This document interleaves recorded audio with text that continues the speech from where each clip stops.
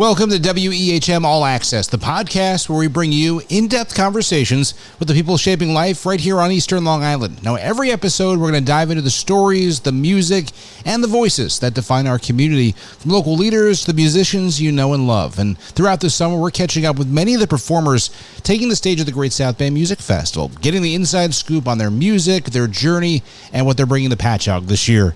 On this episode of WEHM All Access, we're joined by Andy Falco of the Infamous Stringdusters as he gets ready to lead a special Bob Weir celebration at this year's Great South Bay Music Festival.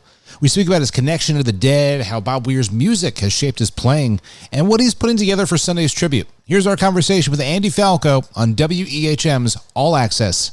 It's EHM All Access for the Great South Bay Music Festival. My name is Harry, and getting a chance to sit down with a whole bunch of different artists all throughout this week as we approach the Great South Bay Music Festival, and they're doing something special on Sunday afternoon. I believe it kicks off at 4:20, Sunday, July 26th at the Great South Bay Music Festival. It's a special Bob Weir celebration, and we're lucky enough to have Andy Falco of the Infamous Stringdusters joining us. Andy, how are you? I'm doing great. Thanks for having me, Harry. Appreciate it. My pleasure. Thank you so much for coming on. You've got a whole bunch of different projects, but of course you're going to be at the Great South Bay Music Festival performing the Bob Weir celebration on the Sunday. And I guess we'll start. What does Bob Weir's music kind of mean to you personally? Well, for me personally, I mean, I went to my brother Tom took me to my first Grateful Dead show in 1986, and kind of changed everything for me. Really one of the main, reasons why I wanted to even become a musician, but just we learned just so much from, the Grateful Dead scene in the world that I'm in with the Stringdusters, just in what it is to build a community around the music and everything, even like sort of the format of our shows is kind of similar. But yeah, I mean, that music is just kind of in a lot of ways, it's kind of like the one band that I would go and see, that was active, that I could go see and be a fan of, and just really the music was kind of a soundtrack to my life growing up.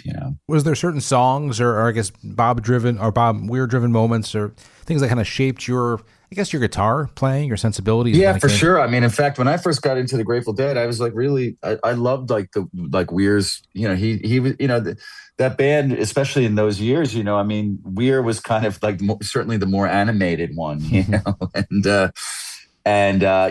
so like when I was young and just kind of seeing him, he was kind of like more of like a rock star kind of vibe guy, and the rest of the band was sort of more chill. And so, yeah, I mean, it definitely was like a big part of like when I was like, in playing in the basement, with Jack LaCitra, when we were like had bands when we were like kids, and we were like playing, oh, wow, a bunch of weird stuff and all that kind of thing. Definitely a big influence, For this Sunday performance, what's the biggest challenge kind of in honoring his catalog and kind of bringing your own voice to it? How do you kind of get through that? Because you want to make sure you represent it well, but you're also doing your own thing a little bit with it. Yeah, I think it's important to let them, I had the fortune of being able to play a little bit with Phil Lesh. We did some stuff with him, and I've sat in with Further and stuff, and just to kind of see firsthand, like, the music. I guess the best way I think that you can honor that music is there was a freedom in that music that it was very, just unapologetically free, it was, and I think, it's important. Yeah. Like you say, I mean, we're going to honor by playing the music, but I think a big part of that legacy of that music is to just let the music be what it's going to be. So I think it was just putting together these musicians that I called in to be a part of this, thinking it was a mixture of people who have like a really deep root in the music as well as people that have deep roots in other types of music too. And so I think I kind of want I want these people to all play together, and I think the idea is play these songs and just kind of let the music sort of dictate how it's going to come out. You've got a whole bunch of people joining you for the Bob Weir celebration that's Sunday, July 26th, kicking off at 4:20. Who's with you on that stage?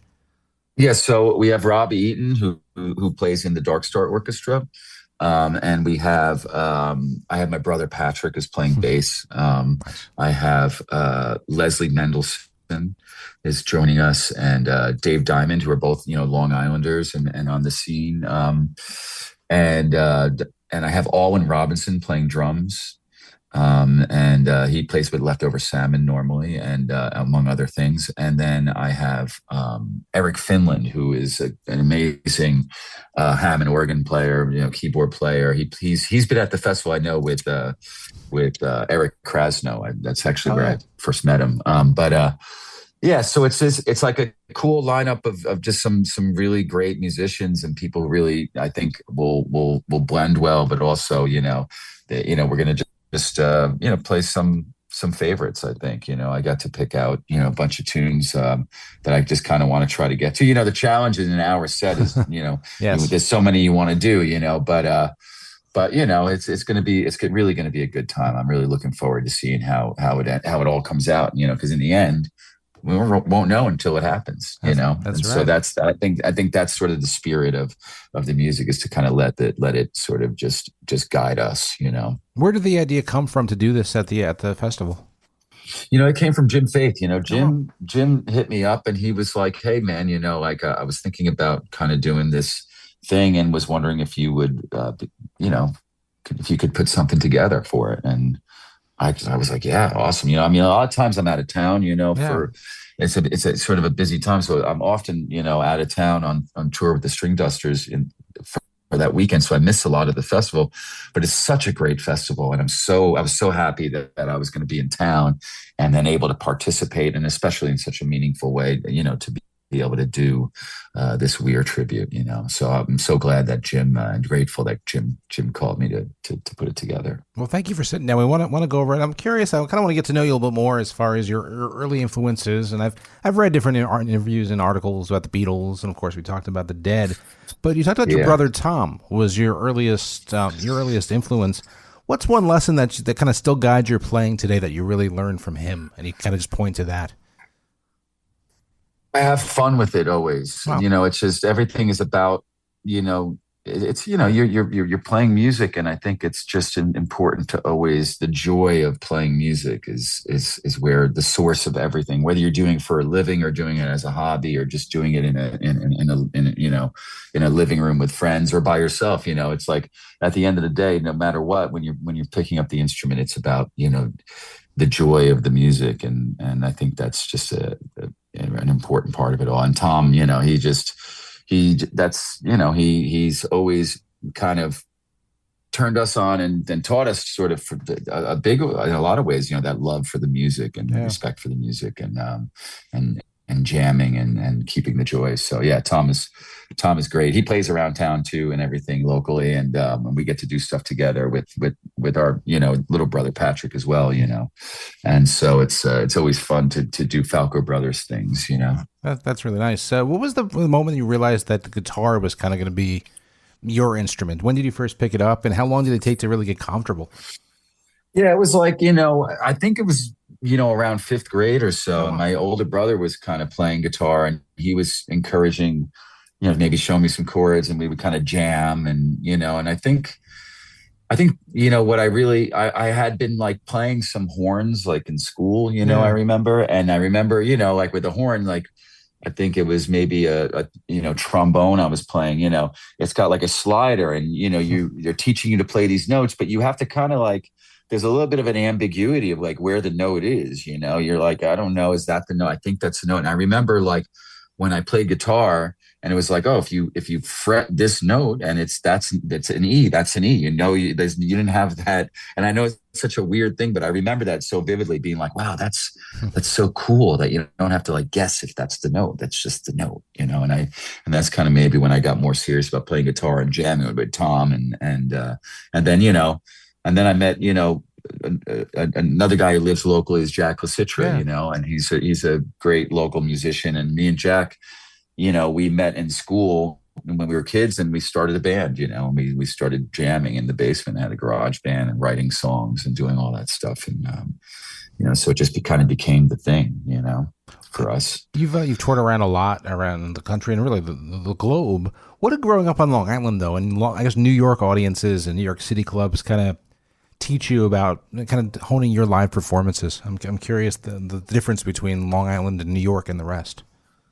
Well, you know, it really, it's hard to say, but I would say, just definitely cutting your teeth in New York, there's a little bit of like you have to have kind of thick skin, sort of, and you know, and I think really like yeah, growing up playing in Long Island and New York, and we were doing a lot of gigs back in those days, and it was you're kind of paying your dues and you're putting in your 10,000 hours, and you're just learning a lot about just kind of keeping your skin thick and and just kind of putting your head down and doing your thing and making your art as best as you can and hoping that it maybe enough people will like it or maybe not, but you're just going out and doing your thing, and I think that was maybe the biggest part of it. That makes sense. How did you transition from, I guess, more an electric style to kind of getting involved with bluegrass and Americana? How did that kind of happen for you?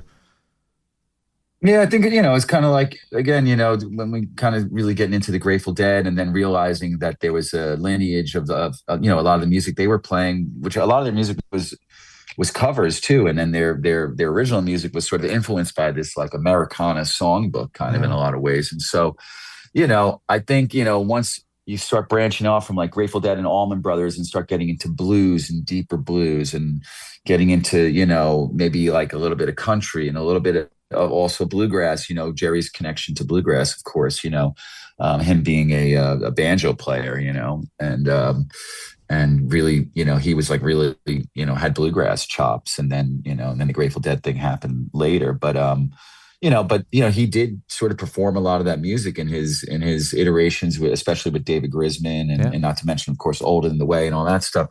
So there was this connection there to sort of roots music, and and again, my older brother Tom, he was always like the first one to find like the cool music, and so he would always, kind of find it first and then start turning us on to this and that, and bluegrass was sort of no exception. And then as we got deeper into it and playing it more, and then meeting another local guy, Buddy Miriam, he's an amazing bluegrass musician who dedicated his whole life to his band and playing bluegrass, mandolin. And also notably, learned a lot and was friends with and sort of had a bit of a mentor in Bill Monroe, who's of course the father of bluegrass. So, he had that sort of connection to that. And then, he taught us a lot and about bluegrass, and we played in his band and everything. And, that was like a big part of all that. But what did Buddy teach you? What was the kind of the most important lesson? Because of course about bluegrass, what do you remember that kind of changed it for you a little bit, or kind of made kind of light bulb go off in your mind? Yeah, well, it's like, a lot of it is just the role of each instrument. In a bluegrass band, there's no drums, right? So it's like every instrument has sort of a role and a part in the rhythm, and so, what you learn is just like, especially with like bluegrass guitar, I mean, the incredible importance of like rhythm playing, as opposed to like playing like some kind of fancy solo. What's actually is more important in that music is sort of the rhythmic value of it, and playing good rhythm and even soloing. The approach is soloing, which really traditionally, like in bluegrass, is very sort of melody based. Not straying too far from the melody, enough from the melody, but not too far from the melody. And that's like really important parts of bluegrass that I think we were kind of learning, and then just turning us on, giving us burning us CDs of mix or tapes of like mixes of different artists, and turning us on to different music, and getting to play with guys who for us we were coming from this other angle and coming into bluegrass, but Buddy was like in it, and just knew the deal, and and the band at the time, he had Ronnie Feinberg in the band, who's a local fiddle player and guitar player. Yeah. And he's got a band now still with his sons, the Feinberg brothers, and Ronnie plays in that band. But Ronnie was in Backroads back then too. And just, those guys, and Buddy with his band and Britain, we got to do all these great, bluegrass festivals and connecting with people. And it was a big part of me connecting into the broader bluegrass world, So, it was very, very influential. I think you're heading on 20 years of the Stringdusters. I think you've been in the band. What was it like moving from kind of just a side musician work to being part of a full-time band? Was it in 2007, I think you joined? Yeah, I joined in 2007, which was about, like a year or two into the Stringdusters, Yeah.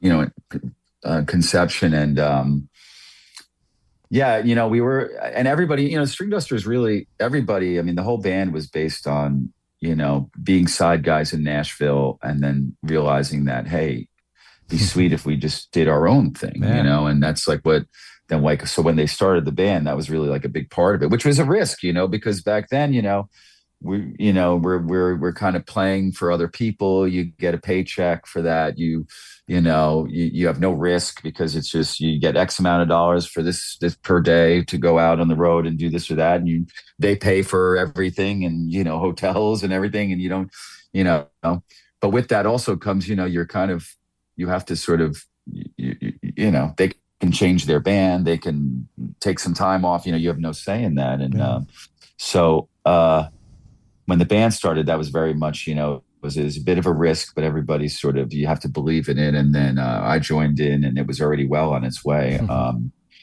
And yeah, it was great to sort of just be involved in a band where now it's like we all sort of democratically make decisions on what we're doing or what we're not doing and what we want to do and song choices and everything, and just being able to evolve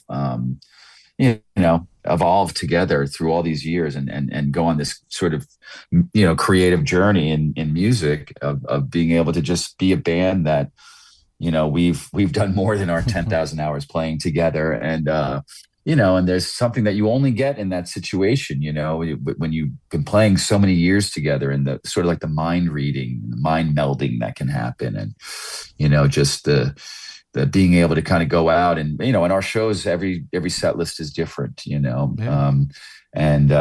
it has that sort of similar to like a Grateful Dead sort of philosophy of every show being different, and there's jams and points of the night where, we don't really know exactly what's going to happen in this section. And, just let's explore and keeping, your ears open.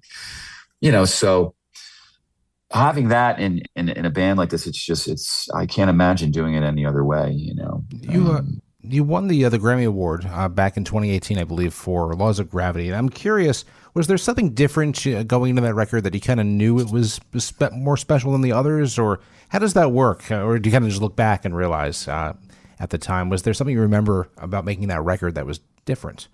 It's funny. Every record has its own thing. Has its own sort of place in an evolution, of whether it be a process or whatever. And so every record kind of has its own thing. It's hard to know, and you're never making a record thinking, this will get this, or this will get a nomination for this, or this will get, you're just kind of making your record every one as best as you can. Kind of like, it's like your new creation, and, what you're theoretically trying to do is say something with your record and your songs, and you're picking what you think are your best songs that you have, out that and so every record's kind of like that. And then so when you get any kind of awards or anything like that, nominations or whatever, I mean, that stuff kind of comes after, and it's almost like surprising sometimes, like, oh really, okay, great, but yeah, it's never something that you're thinking of as it's going down, really. So it's just, they all feel special when you're making them, You're involved with a lot of different projects, and I'm curious because you've got the Stringdusters, but also solo work too. How do you choose is it different? I guess I'd imagine, I guess you express yourself different from the Stringdusters. How has that evolved over the years? I know during the pandemic, you kind of got serious about putting together another record, your first solo record in years. Yeah, I did a solo record and I did some shows like that, which was fun. And, and during the pandemic, I just had this kind of time that I don't normally have, that, like all of us, right? We all had this sort of found time that, that we were, that was forced upon us, but there was a silver lining to that. And it was like, having that time with families or whatever. And I needed to make a schedule for myself. So I typically, like, when I write songs, I kind of write in batches. I sort of write little bits and pieces here and there. And then I sit down, I try to find some inspiration, and sometimes it comes, sometimes it doesn't. And during the pandemic, I had the time to, like, every morning I get up early, because if I didn't do this, I would have gone crazy. I needed to have some sort of structure, and so I would, like, wake up in the morning, make a cup of coffee, and then I sit in my studio and I would write a song, whether I was inspired or not inspired, whatever. If it was going to be good, bad, it didn't matter. I was going to write, just start working on a song, just going to make something up, and it might totally be lame.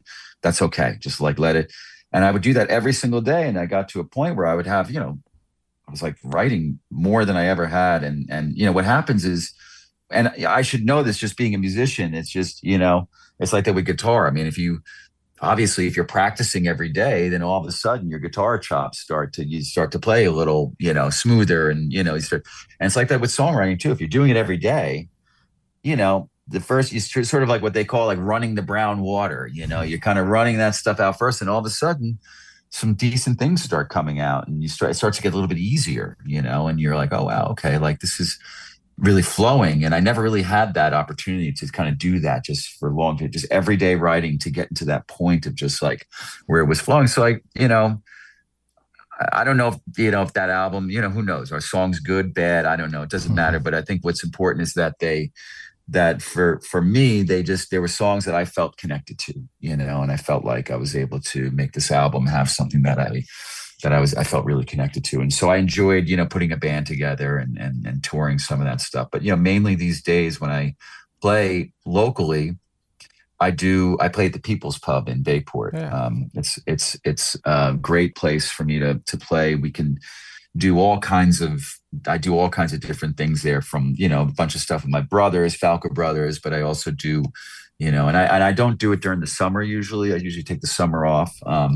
But I try to do about once a month, and I try to do something, just a different lineup, always kind of changing it up. And sometimes it's electric, sometimes it's acoustic, sometimes it's bluegrass, sometimes it's more songwriting. Sometimes I just go and play solo, but it just kind of keeps things fun and fresh for me. And it's just, I love playing in that room. It's just a really nice place to play with really, really nice people that run it, and dear friends.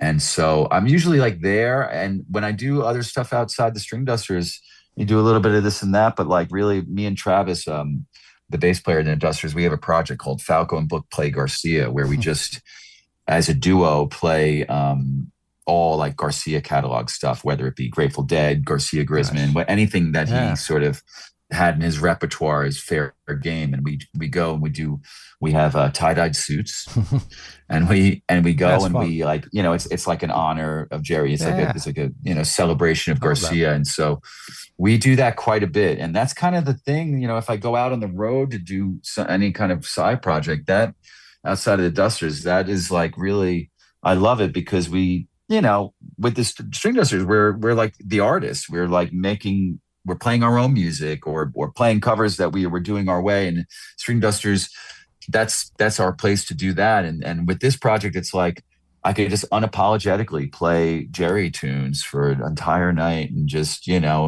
it's not something you're so attached to in the sense of, like, your art. It's kind of, you're just able to. So, like, what I tell people with that project, I tell the audience all the time, like, we're here because we're huge fans of Jerry Garcia's music. It's been so influential to us. And we're here not to, like, celebrate this music for you, like, but we're here to celebrate it with you. Like, we're all celebrating this together, and it kind of takes that pressure off of, like, what, like I said, when you write your own music and you're playing your own music and you're playing it for an audience, you can't, I don't know, maybe it's just me. I don't think so. But, like, you can't help but, like, you wonder, like, I don't know, like, I wrote this song, is this good? Like, even, like, I don't know, like, do people like this? I don't know, maybe they do, maybe they don't.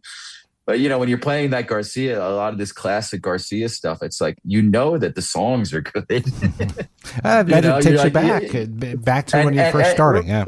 Having fun. And you're like, and you're able to just have a good time. And, like, that you don't have those other pressures of artistic pressures. It's just kind of like, you're just sort of allowing yourself, it's just kind of flowing through you more, and it's in honor of Garcia. So, and you're doing that with the audience. So that's kind of a fun thing that we really like to do but that's it, man. We're chatting with Andy Falco of the Stringdusters and, of course, Bob Weir's celebration Sunday, July 26th at the Great South Bay Music Festival.